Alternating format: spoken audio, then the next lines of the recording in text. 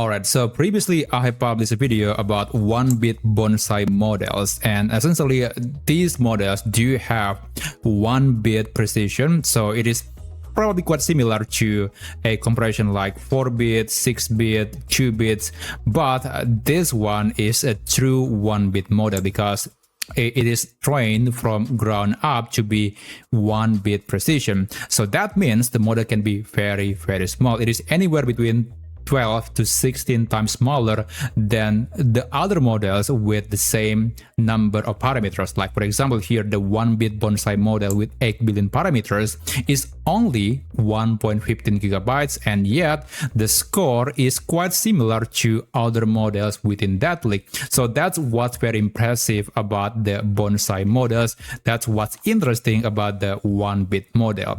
And now the same company who published the bonsai models just released a pair of local AI models for image generation, and of course it is also 1-bit, and there is also the other version that is slightly bigger. They call it the Tannery Bonsai Image, and basically they're only about 1 gigabytes in size. So these models are derived from the Flux 2 Klein 4B or 4 billion parameters, and they're able to retrain the model with this 1-bit precision.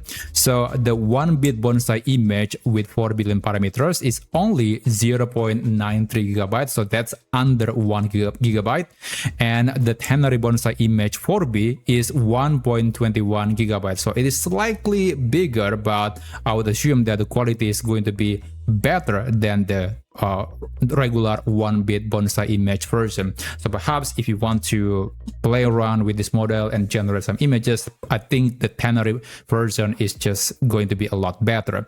Now, this model is was released to be open source. You can run it on various hardware.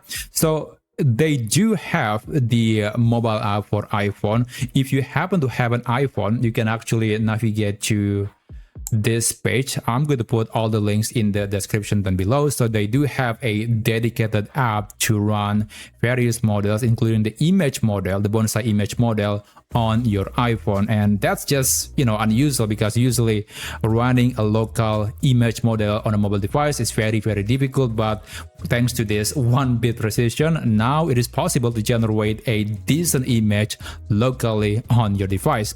So that is for iPhone. But if you want to run it locally on your machine, then there is a Hugging Face page that I'm going to put in the description down below, and there is a tutorial here on GitHub if you want to download and run the model locally on your computer.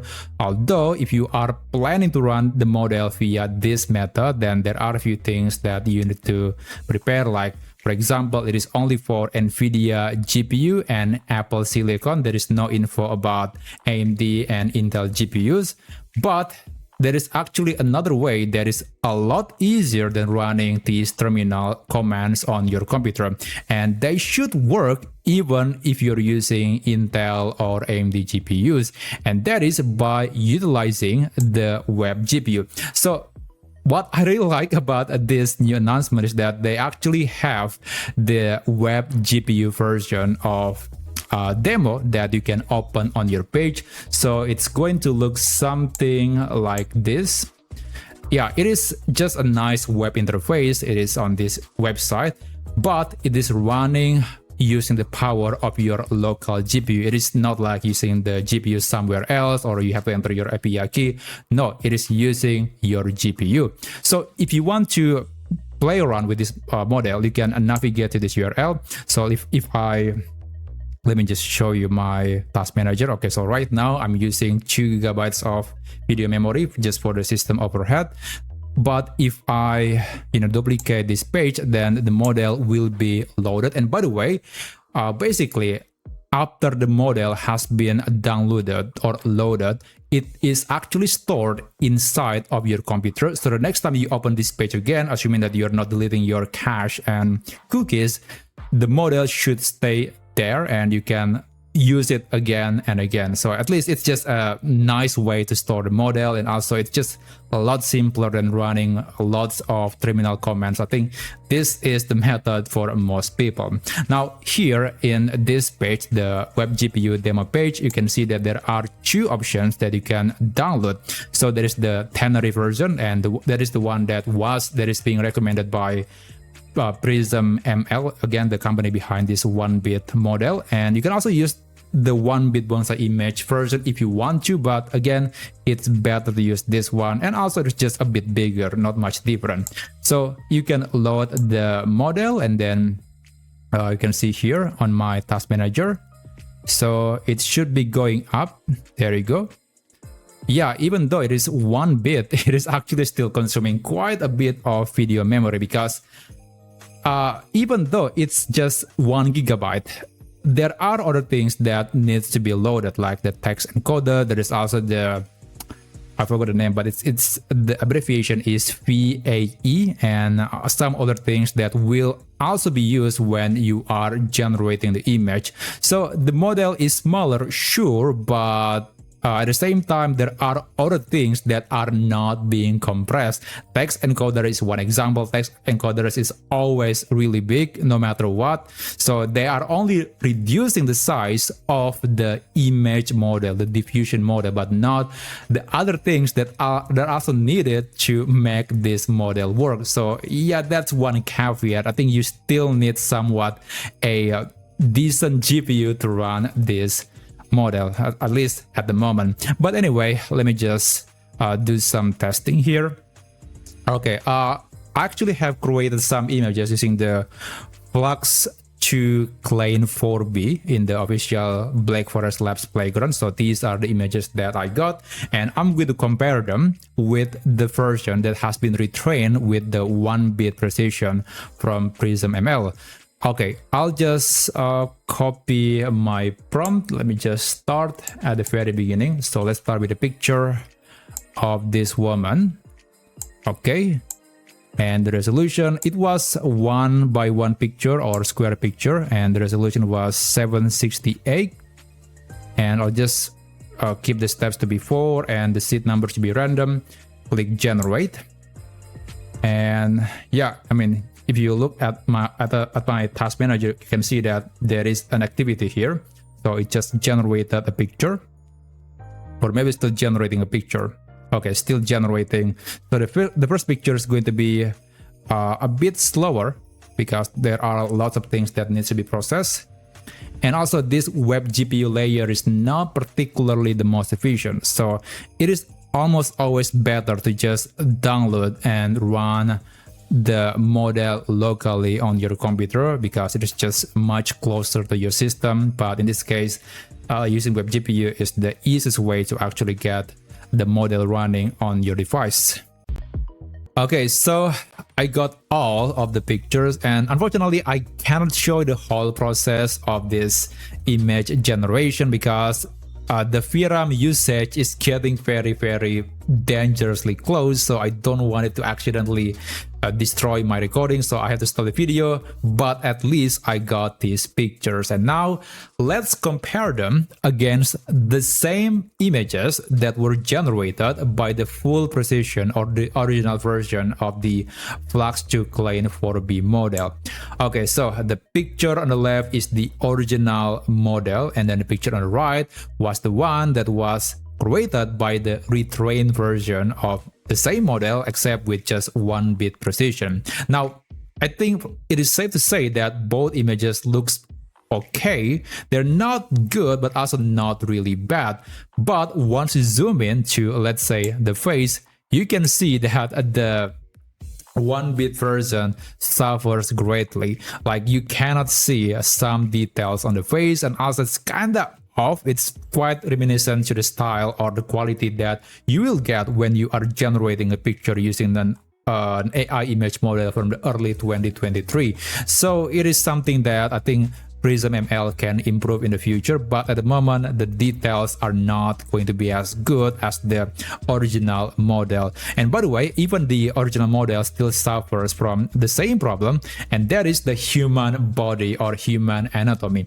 If you zoom into the hand and the legs, you can see that the fingers are messed up, and this is true for both models. And I think this is simply because the models are very small, so they don't have enough knowledge to actually resolve something that is tiny and detailed like human hands or human fingers. So that is something to be aware of if you want to use any of these models. Now let me just continue. So the second picture is, I think it looks great on both models, but of course, the picture on the left, the original version, is a lot better. It is more accurate. It is following my prompt exactly as I wanted. But if you zoom in, they're actually quite similar when it comes to the quality of the details on some areas. I mean, the textures looks quite great, even though again the picture is not correct, but the texture here is quite good. It is, I don't think that it is any worse or any better than the original version. So even though I still favor the result from the original model, I think the Bonsai Image model is able to demonstrate a high quality detail when it comes to textures of some objects. So I think at least that's one thing that I admire of this model. Okay, let's move on.